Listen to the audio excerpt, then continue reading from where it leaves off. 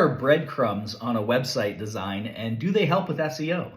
Well, breadcrumbs are a popular type of structure that has been used to help people orientate where they're at in a website and help them get back to pages that they might have traveled on before, or kind of basically breadcrumb their way back. It comes from like the fairy tale about how, Hansel and Gretel, I believe, would leave little candy all the way along their trail, breadcrumbs to figure out how to get back to the cottage. So the same idea on websites is to show, like, your home page, you're on the services page, you're on this detail page, and then you're on the next page in, to show you how deep into the website you are, so in case you want to go back a page. Now, does it help with SEO? So yes, it does. It does help with SEO depending on the size of your website. So the more pages that are actually linked at the top, the better it's going to be for SEO with a breadcrumb. So breadcrumbs are helpful on certain sites that have very, very deep pages that go in. If your website's pretty shallow, meaning that not that many pages interlink with each other, and you can't find yourself that deep into the website, breadcrumbs are really not that helpful. If anything, they kind of just add more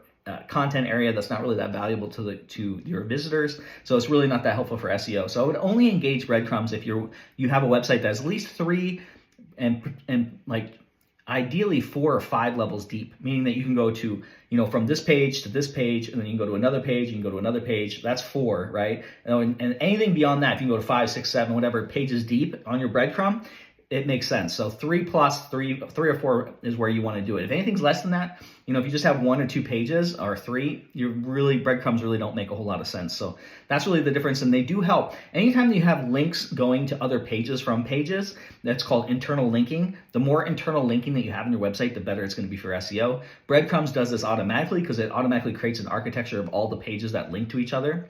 So it's pretty good for SEO. It's kind of one of those things where you're better off creating your own interlinking, helping to navigate the viewer and customer through the website. It's better for SEO than if you just rely on like a plugin that does breadcrumbs, or like SEO Yoast does breadcrumbs.